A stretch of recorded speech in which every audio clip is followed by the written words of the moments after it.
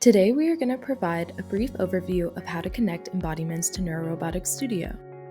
For more specific instructions, you can visit our GitHub for step-by-step tutorials that are specific to your robot. In Neurorobotics Studio, we have 3 different types of embodiments that each have different instructions for connection. These include embodiments within Neurorobotics Studio itself, Bluetooth robots, and non-Bluetooth robots.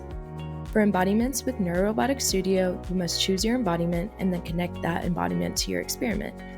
In this example, we connected the Pong game by toggling the Pong embodiment button on.